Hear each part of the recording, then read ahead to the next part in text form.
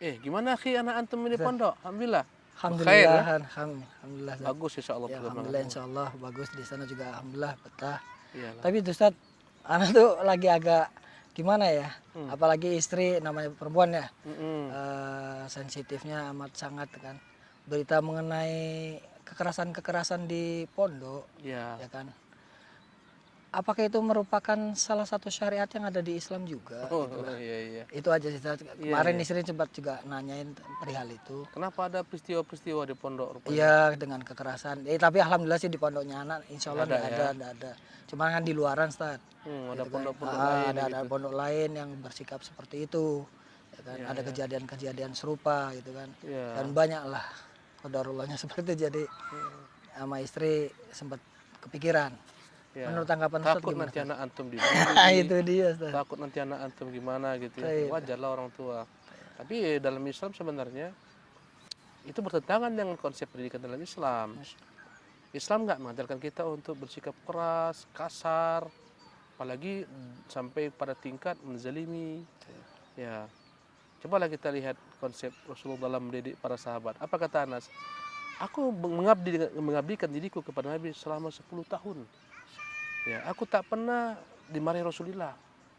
Mana harani wala qarn, dia nggak pernah marah kepadaku. Bahkan tak pernah mengatakan kepada, hai Anas, mengapa kau buat? Hai Anas, mengapa kau tinggalkan? Dialah sebaik-baik orang. Jadi kalau kita lihat konsep Rasulullah SAW 10 tahun loh Anas dengannya. 10 tahun bukan waktu yang sedikit. Nah, Kata Anas, dia nggak pernah marah kepadaku. Apalagi bentak-bentak.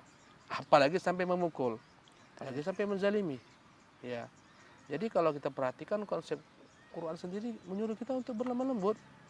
Kata Allah Subhanahu wa taala, "Fabima rahmatin minallahi linta lahum." Hanya karena rahmat Allah semata engkau berlemah lembut dengan mereka. Ini menunjukkan lemah lembut itu daripada Allah Subhanahu wa taala. Taufik dari Allah Subhanahu wa taala. Kata Allah, "Wala kunta faddan qalidal qalbi, la faddu min hawlik." Sekiranya engkau keras dan kasar hati, orang-orang akan lari daripada-Mu. Jadi menunjukkan kelembutan itu. Bahkan Nabi menimpali lagi. Kata Nabi, maka narifku fi syai'in illa zanahu. Tidaklah ada yang namanya kelembutan dalam segala sesuatu kecuali akan membuat dia menjadi indah. Wala nuzi'a min syai'in illa syanahu.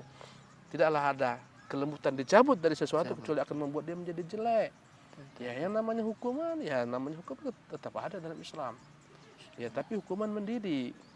Dalam Islam bukan tak ada yang namanya pemukulan. Ada, tapi lihatlah ketika Allah mengatakan dalam Al-Quran Al-Karim, ketika istri itu misalnya istri nusyuz, merasa lebih hebat daripada suami, ada keterangan dalam ayat.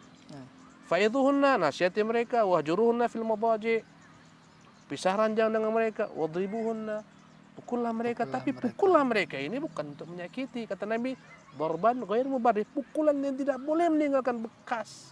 Karena tujuannya bukan fisik, perbaikan. Iya. Bukan pukulan yang membuat istri akhirnya cedera, apalagi anak-anak. Ya, pada prinsipnya tak boleh dalam hukuman itu kita, subhanallah, Islam itu agama rahmat. Ya. Jadi apalagi menghukum murid dalam keadaan marah, wah bahaya. Biasanya rata-rata yang fatal terjadi ketika mungkin guru, mungkin kadang-kadang musyrifnya mukul dalam keadaan emosi, ini yang bahaya, tak terkendali. Ya, karena itulah namanya marahnya membahayakan. Bisa sampai berakibat fatal, cedera, ada yang cedera. Ada. Bahkan mungkin sampai pada tingkat ada yang meninggal. Kenapa tadi? Perhatikan bagaimana Ali bin Abi Thalib ketika berperang. Subhanallah. Dalam keadaan dia duel dengan musuhnya sudah hampir selesai di tangan Ali. Tiba-tiba diludahi muka Ali. Ya. Diludahi muka Ali seketika Ali hilang kemarahannya. Dia bertanya, kenapa tak kau selesaikan? Kenapa tak kau bunuh? Aku khawatir membunuhmu karena aku marah. Subhanallah. Iya, diludahinya muka Ali. Ali seketika berusaha untuk menertibkan hatinya. Jangan sampai dia gara-gara kemarahan. Ya, artinya kalau sudah masuk kemarahan, selesai. Karena itulah kita ingin sarankan, ingatkan, mungkin di sekolah-sekolah, lembaga pendidikan, pesantren, apapun namanya, jangan pakai kekerasan. Kekerasan akan merusak. Apalagi biasanya kekerasan itu akan membuat kezaliman. Kezaliman ini akan membuat anak yang dizalimi berdoa naik kepada Allah SWT. Kalau andai kata bertumpuk-tumpuk kezaliman, naik ke atas, naik ke langit, Makbul. selesai. Kata Allah kepada Muad, wattaqi da'watul mazlum. Takutlah kau doa orang-orang terzalimi. Fa innahu laysa bainahu wa bainallahi hijab. Tak ada penghijab. Turunlah kemurkaan, hancurlah ketika itu segala sesuatu. Kalau turun murka Allah Subhanahu wa taala. Lembaga-lembaga yang besar eksis bisa saja hancur gara-gara kezaliman yang diperbuat sebagian daripada anggotanya. Luar biasa dampak kezaliman. Ya, maka kita harapkan ya pondok antum, pondok yang lain-lain, seterusnya, Mudah-mudahan. sekolah-sekolah, Amin. ya mulailah mendidik cinta kasih, rahmat, santun, berniat untuk memperbaiki mereka. Sangat besar peran niat. Ya. Jadi kadang-kadang seorang guru merasa dia kuasa terhadap muridnya. Kadang-kadang senior merasa berkuasa kepada muridnya. Disitulah muncul kezaliman. Masya Allah. Ya, pernah salah seorang sahabat itu menzalimi budaknya. Kata Allah, kata Rasulullah, Allah tuh mampu untuk membalas kezaliman lebih daripada apa yang kau buat kepada budakmu. Wah. Subhanallah. Hati-hati kita. Ya. Kira-kira itulah Islam. Sekarang Ustaz, Gak ada dalam Islam penjelasannya. pendidikan dengan sistem kekerasan. Enggak. Ustaz, ngopi Ustaz ya. Ya, jazakallah khairan. Ya. Barakallah fiik. Cukup insyaallah ya. Ini aja ada tambahan dari cuman di luar dari ini ya. Apalagi Yang pertanyaan lain tadi. Ya. Itu Udah, misal nih Ustaz, ada kejadian kekerasan yaitu maling. Maling.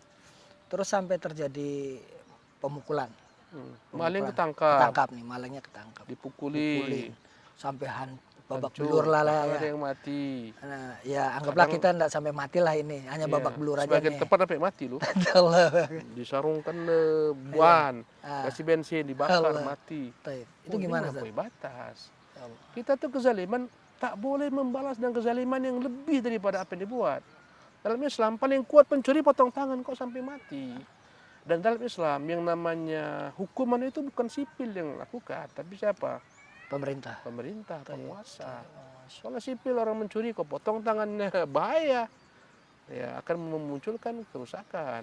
Jadi pada saat melakukan kekerasannya itu Enggak juga, dalam Islam enggak. tidak ada batasan-batasannya, cuman mukul badan lah. Ya, kezaliman. Tetap kezaliman. Karena bukan hak antum. Taib. Ya. Kita cukup insyaallah ya. Taib, segera Ustaz. Oke, barakallahu fiik. Barakallah.